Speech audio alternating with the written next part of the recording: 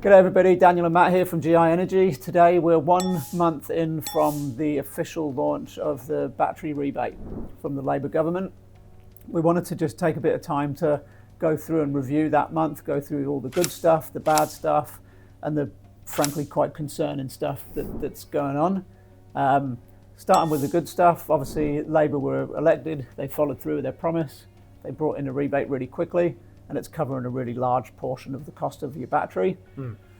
People are getting great systems installed, saving a lot of money, and it's really boosted that battery industry significantly, probably more than they thought.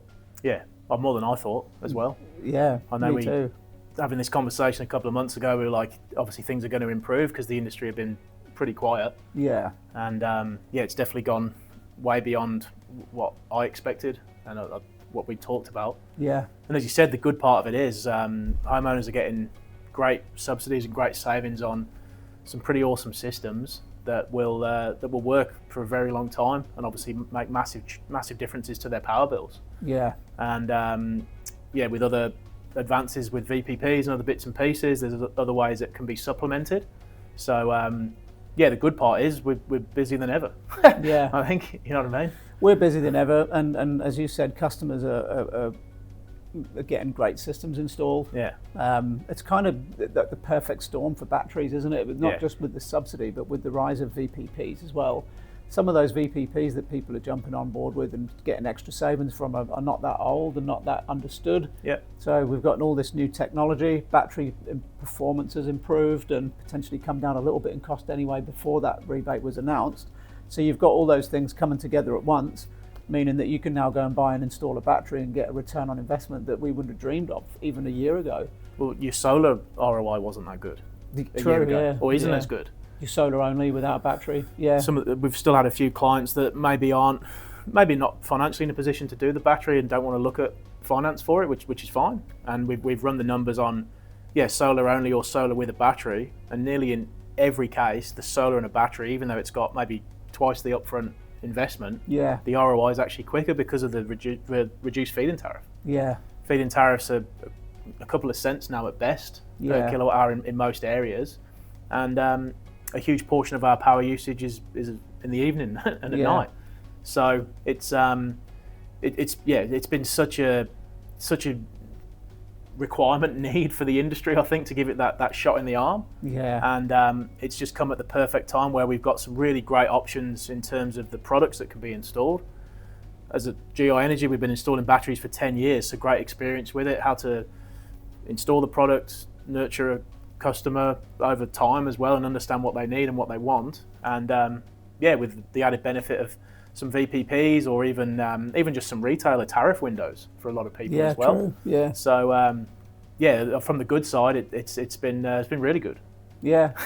Yeah, I agree with all of that. It's definitely been needed, hasn't it? Even for smaller commercial jobs. I did one for a guy yesterday who has a sports complex, indoor sports. Yeah. And his load profile, other than on the weekend, is predominantly after sunlight hours. Yeah. So if we'd have done a proposal with the battery for him last year, I think his return on investment probably would have been about 8 years. Yeah. Now that we've been able to do it with the battery subsidy, his return on investment was 3.8 years. Wow. So good. And that's using good gear. Yeah. So that's not, cutting corners and Yeah. trying to make it cheap to make it pay for itself quicker. That's doing it properly. Yeah. And getting an under 4-year payback on a reasonable, significant sized solar and battery system. And with that guy, he's going to do a rental as well. Yeah. So we'll the panels and the battery will be installed with no cost to him. Wow. And his savings are going to be so much higher than the rental cost. He's basically just taking money that he's currently paying to his retailer, Yeah. redirecting it back into his rental for his solar and battery, saving thousands every year. Yeah. And then at the end of that term, even though it's a rental, he still owns it. Yeah. Nice. So he's getting that system installed with no capital up front. Once again, you couldn't gear it that way Yeah. without this subsidy. So you would have to have put your own money in the whole time along the way.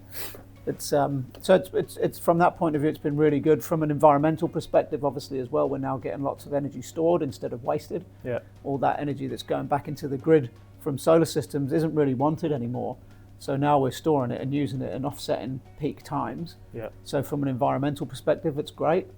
It's also helping the grid. Yeah. So the whole reason for it, other than, some people have said just to buy votes, is to stabilise the grid, is to stop that energy all pouring back into the grid when it's not wanted and allow it to be used when the grid's really struggling. You can already see how that's going to have such a massive impact. Yeah, for sure. So I think a month in, it's been very positive. Another thing I've liked as well personally is like sharing of ideas between other great installers that we know and are friends within the industry. Yeah. There's been some really good stuff around like improving practices. So where you can even make the installation look neater by using, I don't know, particular ducting or do something else. There's been some really good integration between some awesome installers and obviously between some of the manufacturers as well. In terms of that, just trying to upskill some of the great people in this industry that are obviously, putting in really good gear and supporting people long term, which is really what we want to see. But I guess on the flip side of that, there's been some other, the exact opposite of that as well. Yeah. So don't want to dwell on the other side of it, but it's really been like, I guess any new subsidy that comes in, any industry or whatever it may be, there's going to be people that utilise that really, really well, and then others that take it a different way. And some of the stuff you see on social media with some of the advertising and the door knocking, cold calling for certain products and practices is quite concerning. I personally feel. Oh, yeah, I agree. I think, we said we talk about the good, the bad, and the concerning, and we've sort of shifted into that more negative side. And I don't think we have to be apologetic for that if we're going to be as balanced as we can. And there is some bad stuff going on. Yeah. From our point of view, trying to manage stock flow has been a disaster. It's been really hard, and we've been obviously having to move installs around a lot for people, and some people haven't been happy with that, which is understandable. Yeah. We're obviously doing our best to manage that as best as we can. But I won't dwell on that for long because that doesn't affect the consumer as much as the things that you're saying, which is more, I guess, for their benefit. And we are seeing a lot of pretty shocking things. Yeah. You were mentioning one that you saw just before. Yeah. There's one on social media on one of the installer groups where an installer was showcasing their installation, and politely, it wasn't adequate, I would say. What would you say if you're being impolite? You can't use those words on video.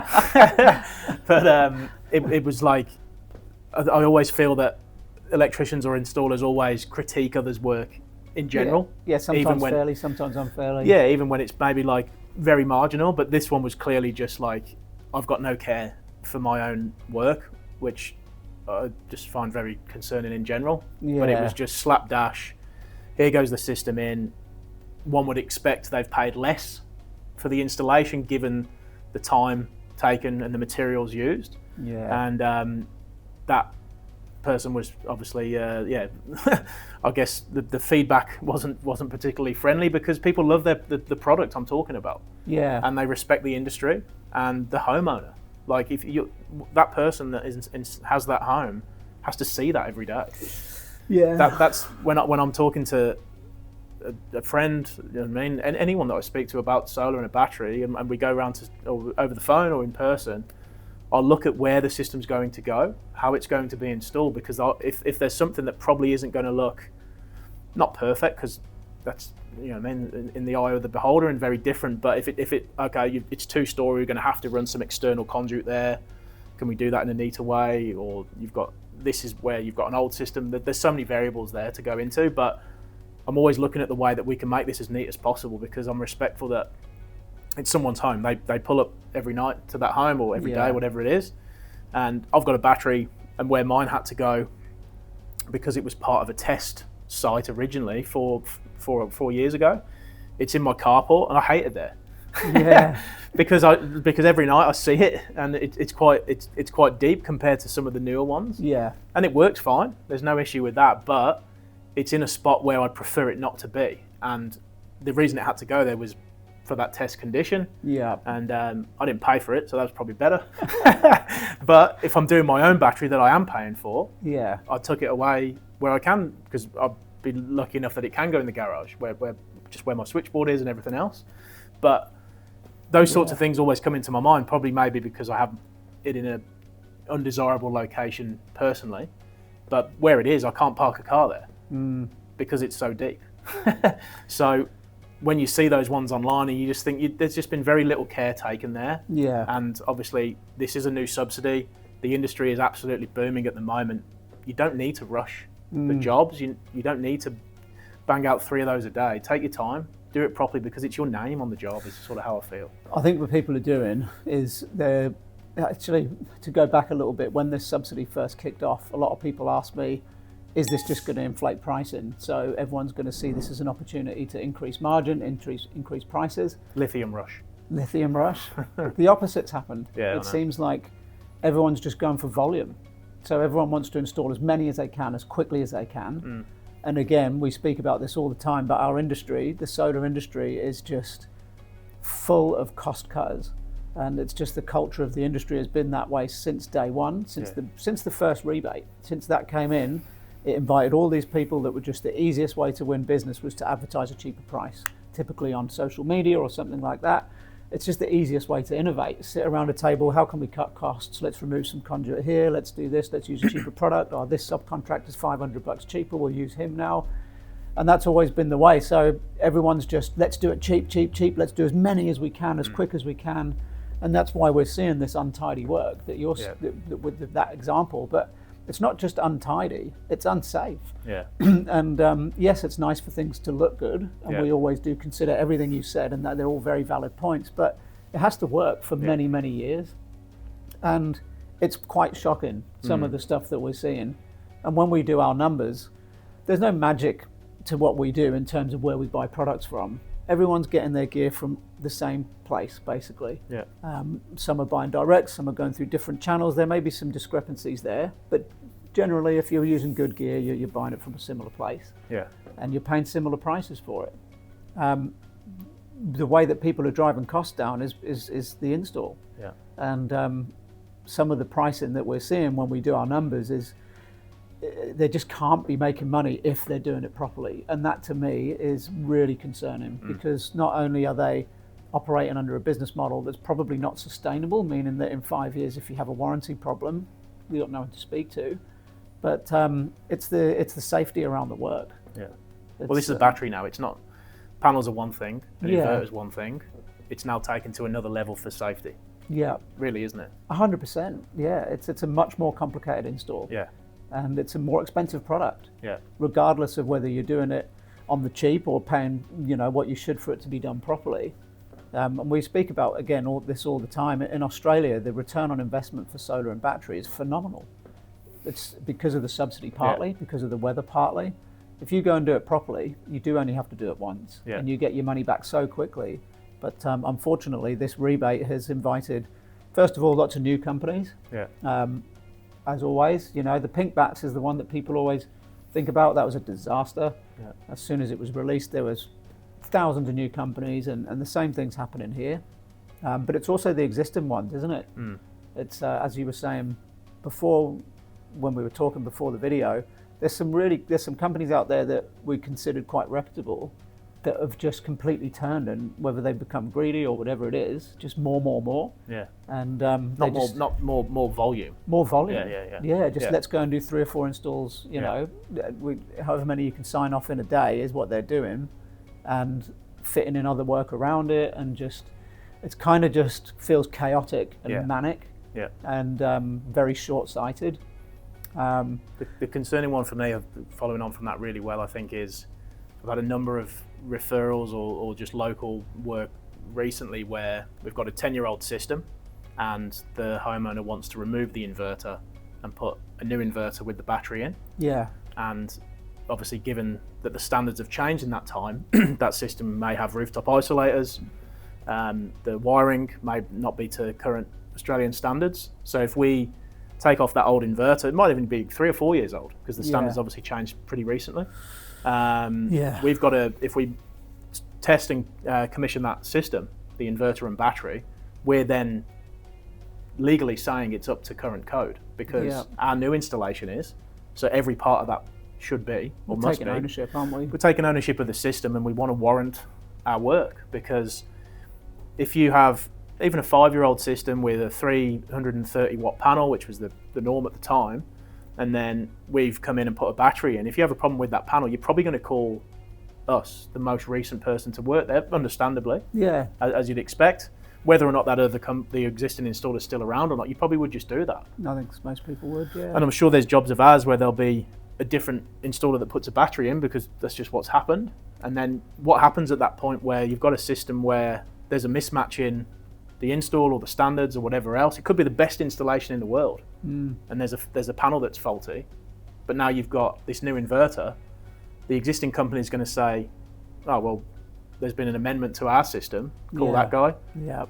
If they're around, if the panel's around, so many different things there that I can see. And my main point to that was some of the jobs I've been out to where the price is already really concerning, but none of that work's being done. And I don't know what happens there when there's a problem, because you could be spending 20, 25, 30K after the subsidy for a really big quality battery, potentially, for the sake of another maybe $500 or $1,000. Bring it up to standard if it needs to be. Yeah. It might not have to be, but if that's what it takes, do that. And as you said, some of the volume thing, we always think of this word called bragawatts.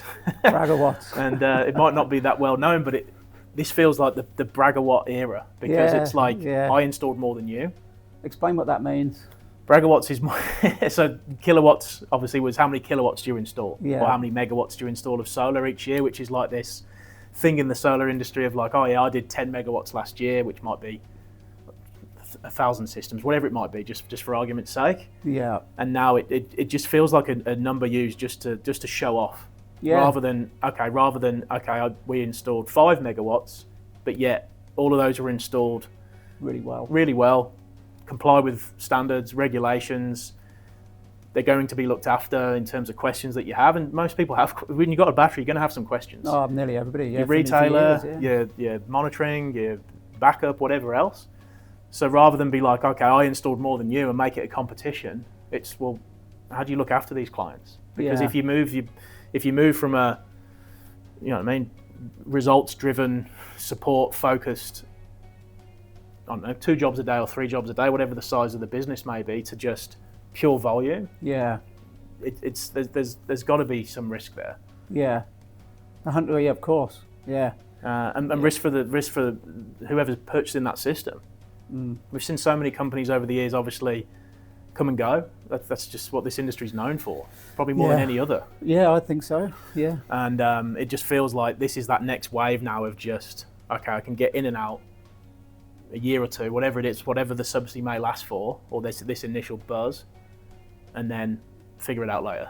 I don't know, but that's what I've talked about this with so many other great installers that I know across the country that are all saying the same thing. How are they doing it for that price? Yeah, why? And why are you doing it? Yeah. For the other part, because if you're not making any money, you're doing a disservice to the homeowner anyway. You can't support them. That's what I mean. Like you need to make it doesn't have to be a ludicrous amount of money. You need to make a reasonable amount of money to stick around and support people. I think the fair thing to do there, and I would happily go open book with anyone who wanted to challenge me on this, is our margin has always been the same. We don't adjust our percentage up or down. We don't try and make more money when we're busy and less when we're quiet. You do the right thing. When people ask me at the beginning, is this going to inflate prices? My answer was, not from us, it's not. Yeah. We would never do that. That's not the right way to run a business. But it just seems like most people don't seem to grasp that concept at the moment, and it's going to be bad for customers. Just trying to think of a way to link this back to a customer to be helpful, because we don't just want to sound like we're having a whinge, obviously, but we're trying to, I guess, get the message across to be careful. Yeah. Because those advertised prices don't tell the whole story. You just need to really do your due diligence, don't you? Now more than ever. Yeah. Really, it's a great time to buy batteries, but don't get caught out, because if you go and install a battery now, and even if you do get one of the cheaper ones and you want to take a risk, you're still going to be spending thousands of dollars. Yeah. Oh yeah, there's no way of doing it for, it's going to be a lot of money. Yeah. Then let's say in 3 years' time that battery fails, or the install hasn't been done correctly, there's no warranty, you can't claim the rebate again. So now you've got to replace that battery with all of your own money, and you're going to be up for a lot more than you Yeah. were initially to get the same thing. So you just need to do it right and really embrace this opportunity to do it properly, because this subsidy's just made it phenomenal. It has. If you do it properly. I spoke to someone yesterday that's actually replacing a 2-year-old battery. There you go. Yeah, and how many of them are we going to see? A 2-year-old battery, it was 20 kilowatt hours of 2 separate amounts of storage. It's just not working. Not at all. And rather than deal with the issue, because no one is helping, the installer's gone out of business, the manufacturer's not helping, they're phoning overseas to try and get it sorted. It's like, well, okay, there's a subsidy now. I'm going to do it right. I'm going to get a slightly bigger battery than I need, so I never have to deal with this again. Yeah, well, that's it. But that's only because that subsidy's there. Yeah, yeah. if that decision was now, 2 years down the line, and you got the issue with the wrong system, then you can't come back to this. You know what I mean? 2 or 3 years later, hindsight's an amazing thing. Obviously, that sort of a throwaway comment, but genuinely, and we're not saying you've got to get it from us. Get it from someone great. Exactly. And if you've worked with them before and they've done your existing install, you know what I mean? Give them the chance to look at it as well. Like, they know your system. Yeah, so, there's plenty of other good installers out there. There's some great installers. Great installers. Obviously, saying that we're the best and there's no one else out there. The industry's not just full of people doing it incorrectly, but they're the loudest ones, aren't they? They're the ones ploughing all the money into social media, online, retargeting people once they Google review of battery. You're going to see those ads over and over again. They're the not always. Again, I don't want to tar everyone with the same brush, but usually they're the ones that are advertising a price, and usually the ones advertising a price are the real cheap and nasty ones. Because you really need to consult people, don't you, before you give them a proper cost as well.